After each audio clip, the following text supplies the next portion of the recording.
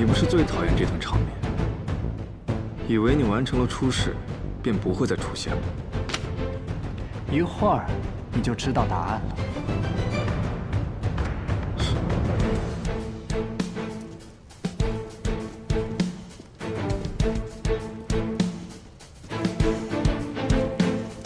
哎，雷兄，你说这次中试，谁会震惊全场？叶鼎之、叶落霞，还是那个会奇门遁甲的高手？这些选项中怎么没有你啊？你让我怎么选？不愧是自家兄弟啊！那我再问你一次，你说这次中试谁会震惊全场？是叶鼎之，还是叶落霞，还是我，还是那个会奇门遁甲的兄弟？叶鼎之，你有病啊！不，实话实说而已嘛。你现在啊，要是想要震惊全场，还太早了。哎，你们到的可真早啊！哈哈。没有我在，你们一定很尴尬，你们一定很没有话聊吧？那可不是，两位公子已经并排站了小半的时辰，彼此就说了一句话。正常，放心吧，一会儿呢，就由我负责来把控这全场。他们两个太没劲儿了，要是由他们来介绍规则，底下的人都紧张死了。而我，可就不一样。你是不一样，你可以从早说到晚。他们困了，自然就不紧张了。这话说的倒是没错。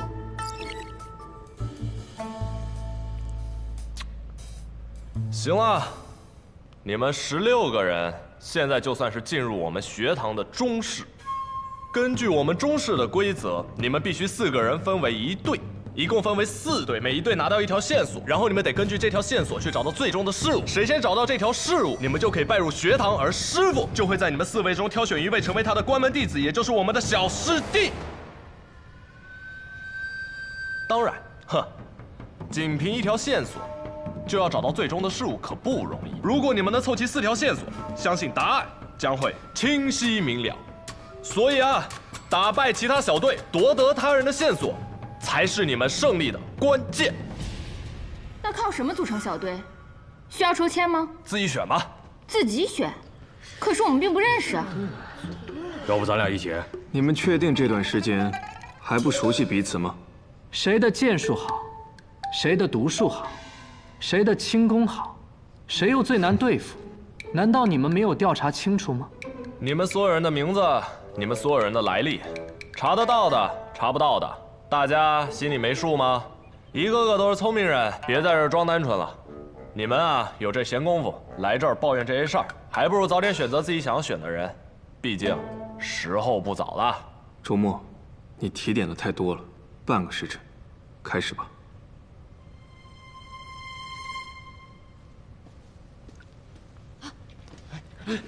让一下，让一让。哎，老怪，让开，让开！要不我们一起吧？对啊，我们一起吧。这叶景之还挺受欢迎。几天前，叶鼎之在城内阻止了一场械斗，武艺之高，震惊天启。这你都不知道？还有这种事儿？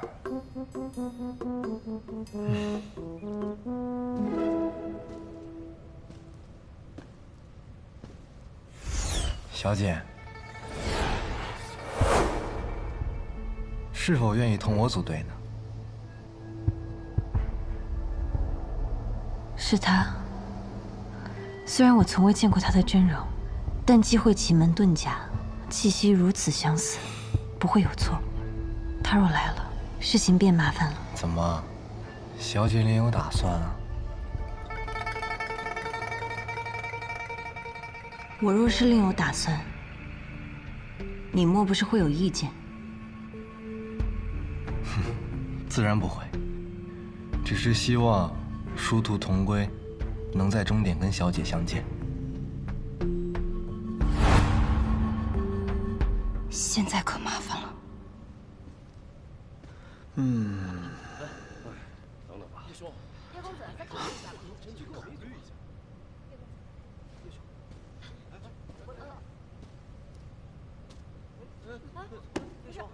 看来你的好兄弟要比你更受欢迎了。我有一份详细的计划，我体力好，我们好好聊聊。肯定比他强。叶公子，给我一份。你要我吧？既然如此，不如我们两个组队吧。我们？姑娘，其实我第一次见到你的时候就想问你，我们是不是曾经在哪里见过？你是不是因为这个选的我？你不要多想啊，我选你呢，只是因为你长得好看。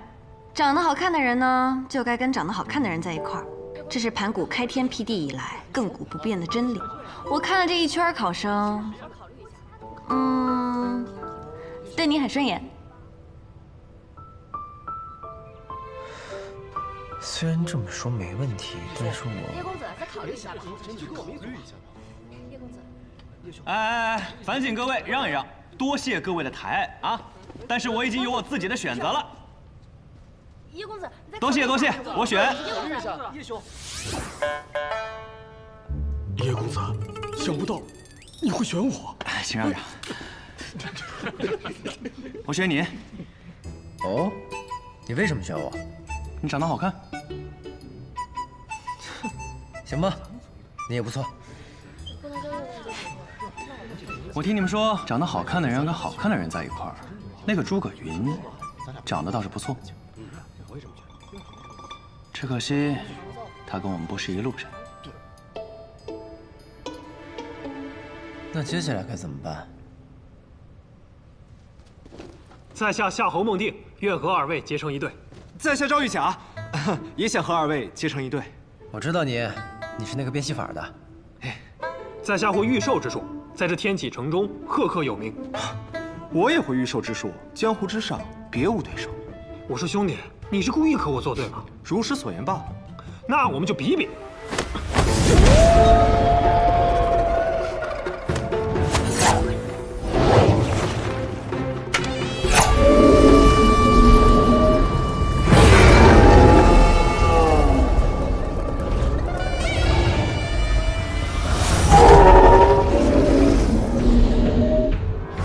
狮子诀，他来自望城山。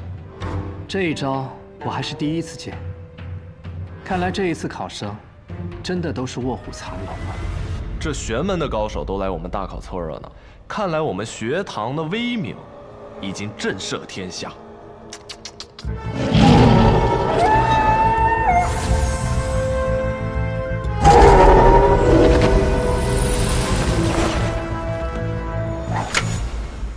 怎么样，你的寿还遇不遇了？不遇了，告辞。那个，我可以。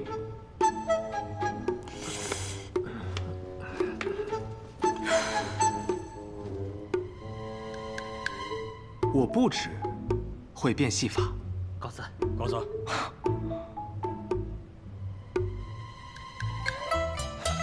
原来是你呀，赵玉甲。不选我，我可就走了。哎，选。我倒是觉得你这个小哥挺不错的，跟我们是一路人。那我们的队伍便算是成了。等等，姑娘，你虽然长得很好看，但我没有确定要选你哦。叶公子有什么打算？事关紧要，还是要谨慎一些比较好。百里，试一下这位姑娘武功。我快。好。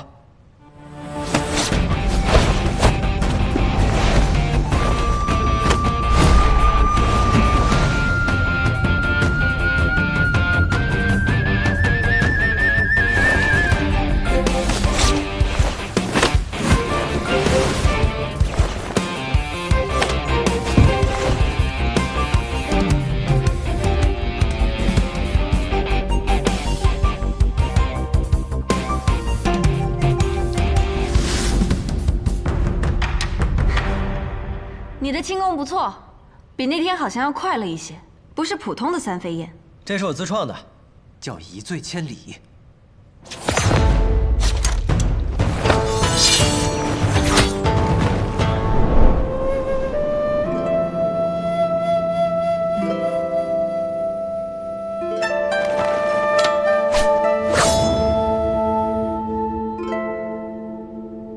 袖里藏剑，轻妙无比啊！一醉瞬杀，倒是惊险骇人。我并没有杀心，这一剑只是试探。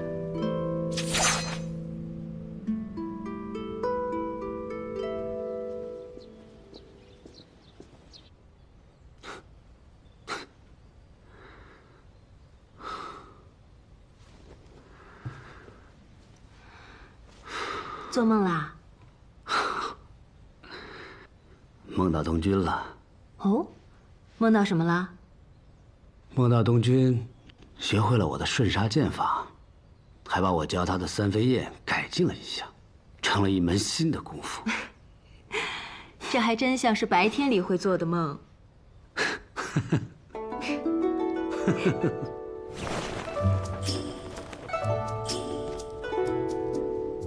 百里小公子，我这一招袖剑可算是过关了。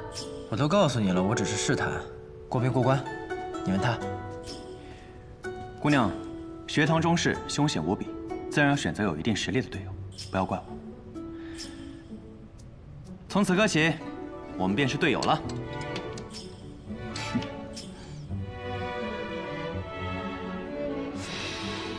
哇，他们四个竟然凑一块了，强强联手，胜算更大了。胜算大了吗？我怎么觉得是小了？师傅只收1名弟子，若他们赢了，你觉得师傅会选叶鼎之，还是百里东君？先生从不收最好的，只收最有趣的。而你是个例外，你很无趣，但你无趣到了极致，反而变得有趣了。所以先生才收你为徒。你是不是觉得自己很有趣？是挺有趣的。我倒是觉得这个叶鼎之比你更有趣。行了行了，时间到了，各位组好队了吗？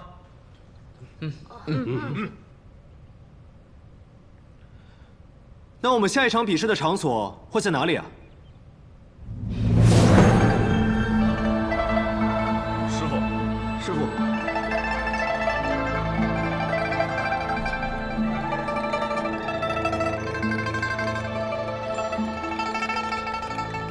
下一场比试的地点便是这整个天启城。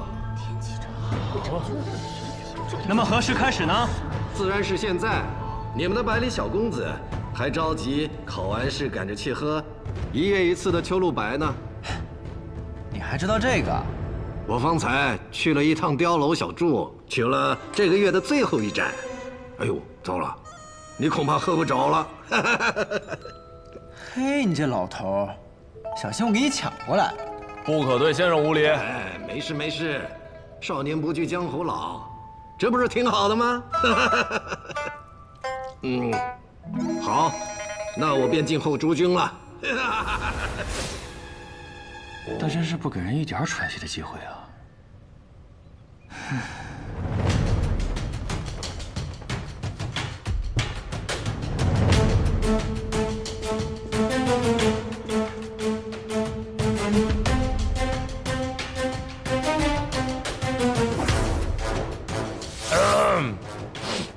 古有云：“齿素如矮雀，以毒结霜里。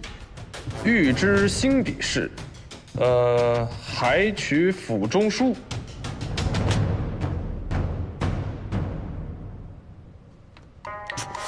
那，总之就是这鱼肚子里边有线索。分别藏着未申酉戌4个时辰。一会儿呢，你们每个小队派1个人上来，抽到哪个时辰，哪个时辰出发得了。出发之前，墨尘公子会将锦囊交到各位的手中。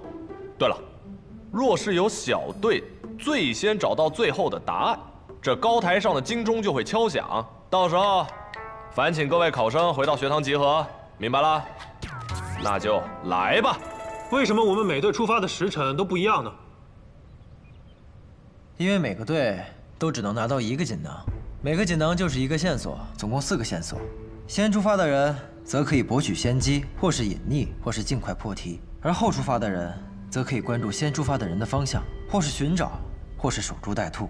若是同时出发，那还比什么呢？直接在这里打一架，赢的人拿着锦囊去找答案不就好了？哟，不错呀，这位考生，看来你对中式的规则了解得很透彻呀。行了，你们每队派1个人上来吧。小赌王，自然是我了。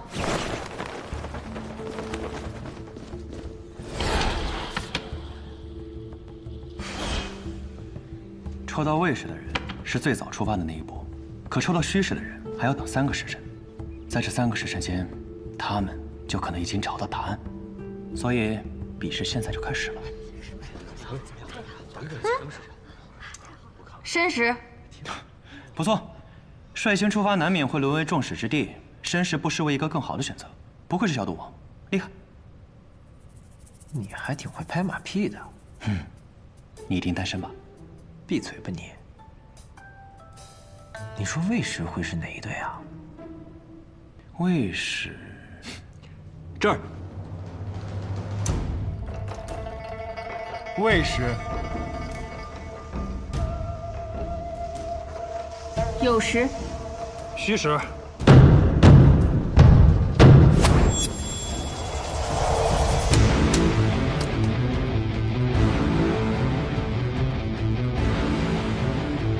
未时的队伍出发吧。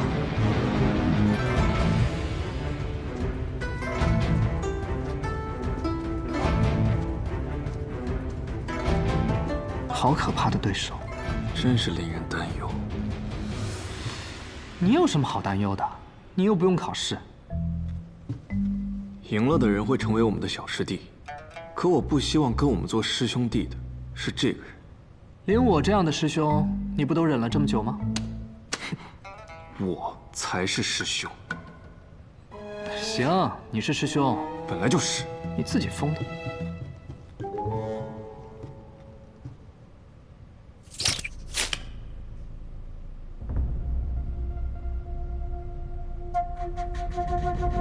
应贤已按照王爷的吩咐，将消息传达给叶鼎之了。想入本王的麾下，必然得付出一些代价。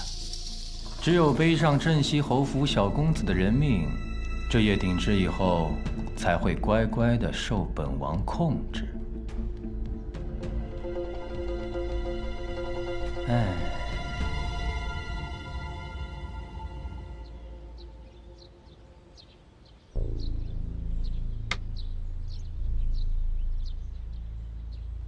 弟弟，你觉得这次大考中，谁会成为你的小师弟啊？兄长什么时候也关心起学堂之事了？朝堂当中有很多人对学堂之事很感兴趣。我知道弟弟一向维护学堂，便从不过问。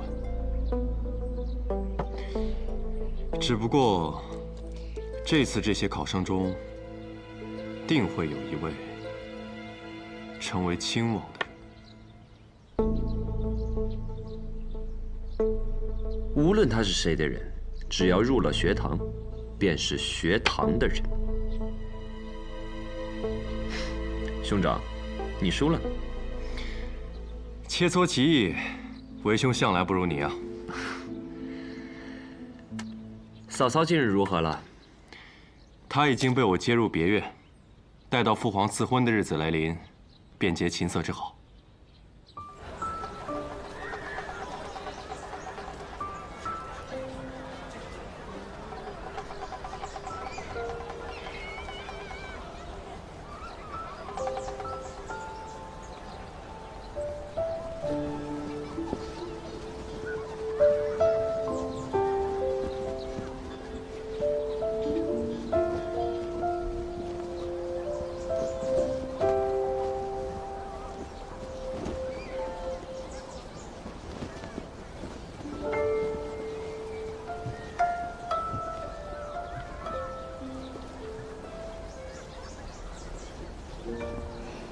师兄，外面可真热闹呀。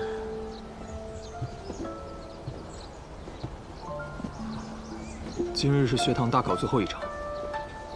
是吗？是。他们可真恣意，真让人羡慕呀。如果我的人生也能像他们这样活着，是不是也能够这样恣意、热闹呢？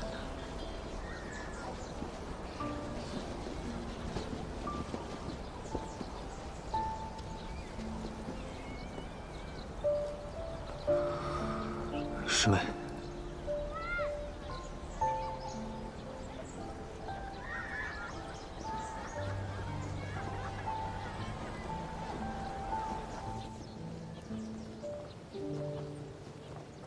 这街上也太清静了吧，连个人影都没有。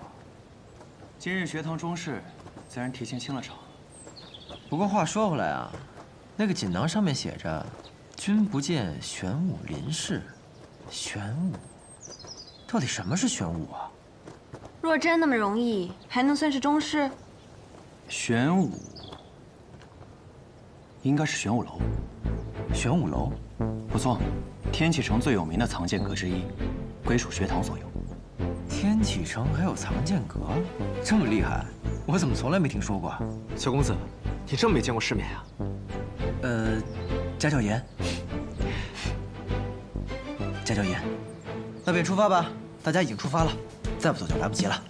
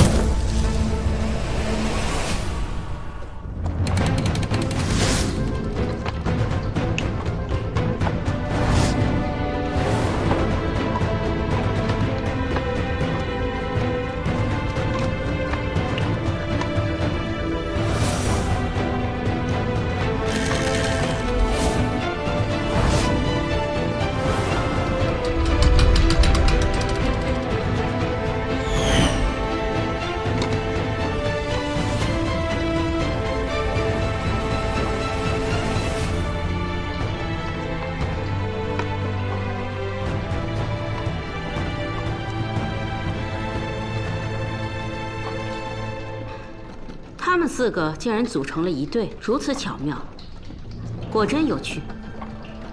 更有趣的是，这4个人都很有来历。有消息了。尹落霞，前赌王尹顺水之女，也是如今的赌王。她母亲是罗阳侯唯一的独女，因受不了好赌成瘾、四海为家的尹顺水而离开他。尹落霞一直跟着他父亲尹顺水，他的武艺一半是跟他父亲学的，另一半是跟他父亲的3个朋友，也就是江湖中的吃喝嫖赌4大邪徒中的另外3位。尹落霞身份清白，跟随父亲隐居后很少离开，也从未与天启城任何人接触过。他真是尹落霞？他上次露面还是志同模样，不过根据我们掌握的信息，有7成可能。其他人呢？叶鼎之，江湖散人，在有记录的行迹中，他第一次被人发现是在男爵，后来四处游荡。不过他应该是北陵人，并且他很有可能是因叛国被满门抄斩的叶羽将军的幼子。他被偷梁换柱换了出来。他在男爵境内被人发现时，跟在一个人的身边，那个人是他的师傅。是谁？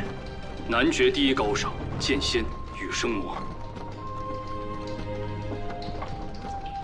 哼，男爵第1高手的徒弟，竟然拜师学堂李先生，看来是想做天下第1高手啊。不过他和叶羽的关系是如何推测出来的？仅凭一个姓氏和出现的时机，未免有些牵强啊。当年叶羽将军叛国，乃是一桩冤案，而在背后陷害叶羽的，就是当年刚被封王的亲王。日前，叶鼎之和亲王有过短暂的接触，所以他应该是叶鼎之，但尚未确认，存疑。那赵玉甲呢？没有。没有。没有的话，就只有2种可能：一是这个人是凭空冒出来的。2是，这是个假名。这个赵玉甲是个秘法造诣的高手。我们虽然没有查到他，但是我们查到了秘法宗门魁首望城山掌教吕素贞最小的弟子赵玉珍。据说他是望城山100年难遇的天才，但自从上山之日起，就再也没有下山过。所以说，这个赵玉甲很有可能就是赵玉甲。妙啊！而且这个赵玉甲有举荐人，你能单拎出来跟我说，那就说明他这个举荐人来头不小。比萧若风如何？赵玉甲的举荐人是学堂李先生。是吗？那还真是有趣啊。诸葛云呢？诸葛一族的隐秘地依然难以寻觅，不过也有迹象表明，诸葛氏已经被灭族了。但或许真的有族人能够逃过那场灭族的屠杀也不一定。于是我们便想找到举荐诸葛云来此的学堂长老一探究竟，结果却发现什么？他已经死了。死了？没错，而且是他杀的，死在了云游至北面域外的路上。但这个消息还没传到学堂，所以学堂并不知道，就连我也是刚刚才查到的。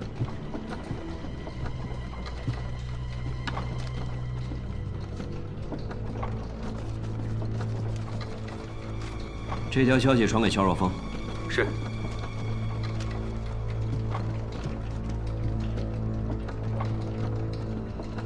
北境域外，诸葛。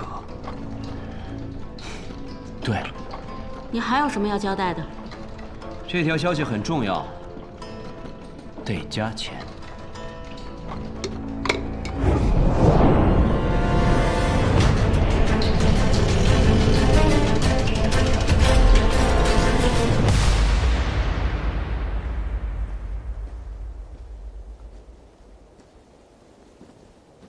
无座尊师，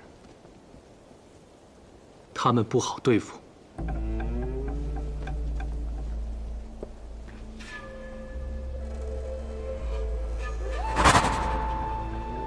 有我在，你怕什么？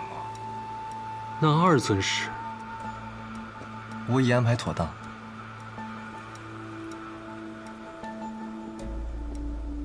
老二，你先去处理那些麻烦的考生。齐轩，你就跟我去找小姐他们吧。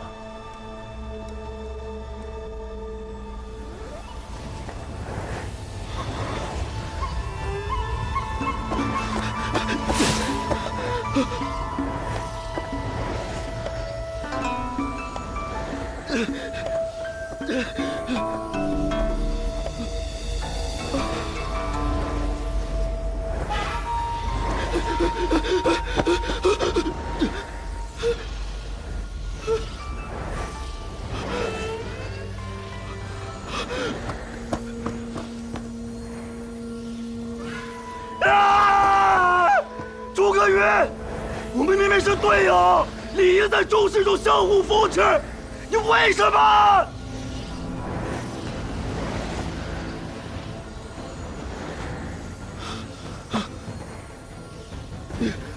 你究竟是谁？诸葛一族不是以侠义著称的吗？怎么会是你这般的恶鬼？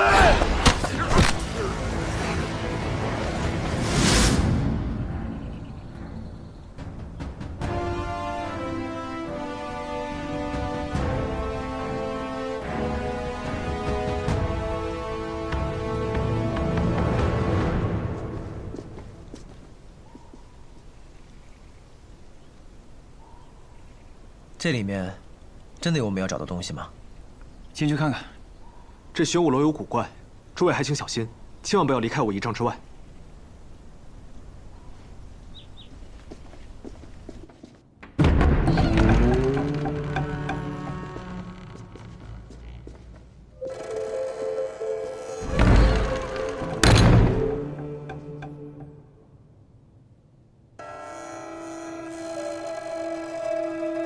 千万小心！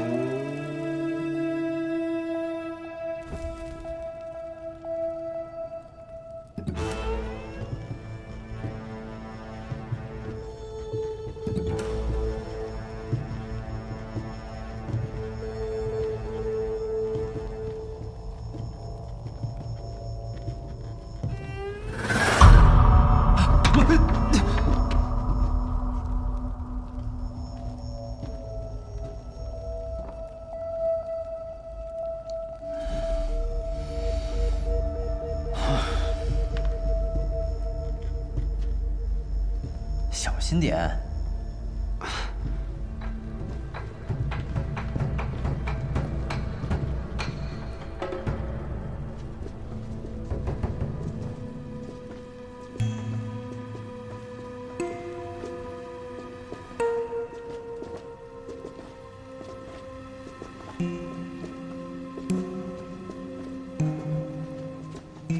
等等。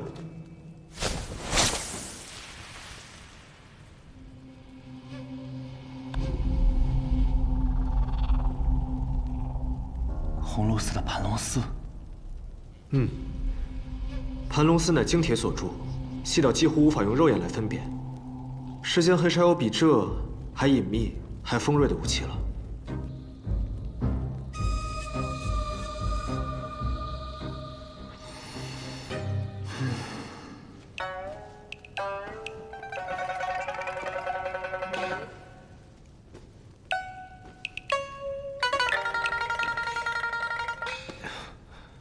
你们怎么不走啊？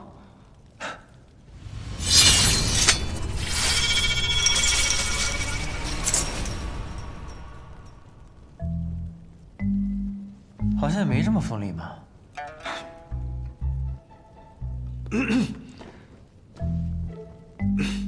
你这可是仙宫品的剑，而这只是最普通的盘龙丝。还有不普通的盘龙丝？那你就得自己去问红螺寺星下的人了。走吧。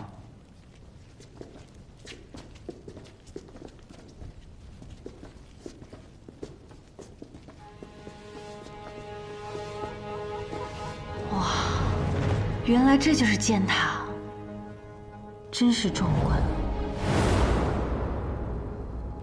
这才是真的仙宫品剑吧？怕是只有仙人才识得吧？这剑楼里的剑都这么不值钱，无人看守，也不怕被偷？那也得看有没有命头。既然我们已经到了，接下来该做什么？线索不过是一具尸罢了。你在看什么？我总觉得这剑柄上的玉像极了眼睛。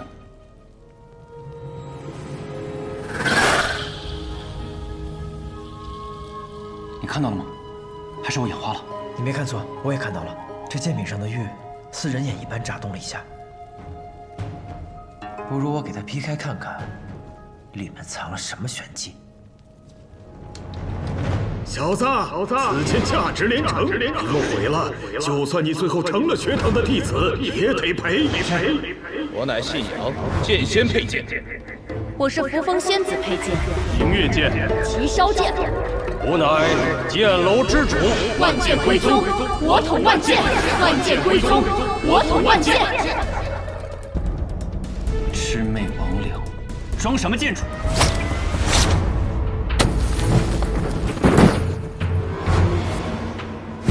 君不见，玄武万剑，天下众魔何敢敌？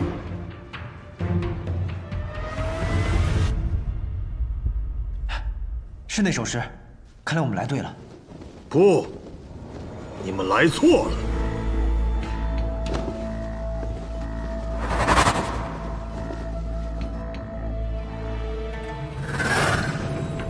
双瞳，传说仓颉4目为皇帝时，这世间竟真有一目双瞳之人。凡人双瞳，半步神仙；智者双瞳，一步登天。你是谁？我是你们的阀。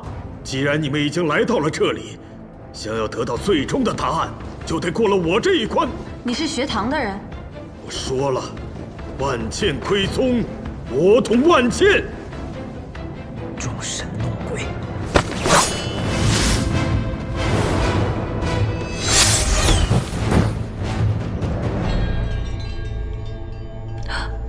小心，现在敌人在暗，我们在明。大殿一片漆黑，我们看不到他，他也能看不到我们。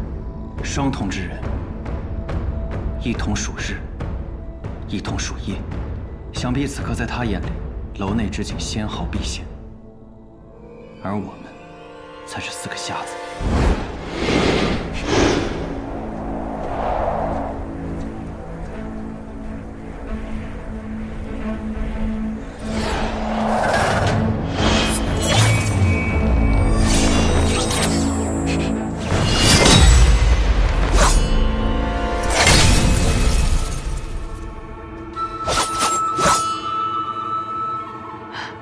我听风辨位也修了几年，但现在我却找不到他的位置。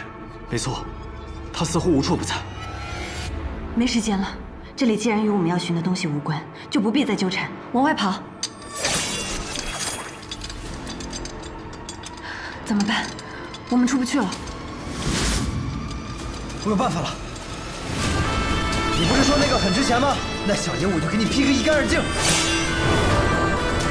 大胆！快走！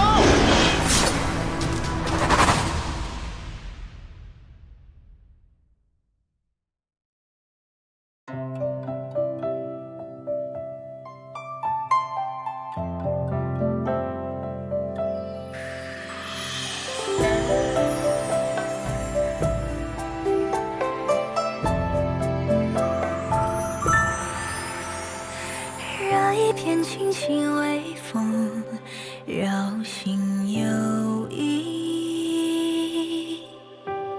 听波般忽泛涟漪，人叫春泥。只听枝桠攘攘嬉戏，在风下喃喃细语。月下描摹花瓣。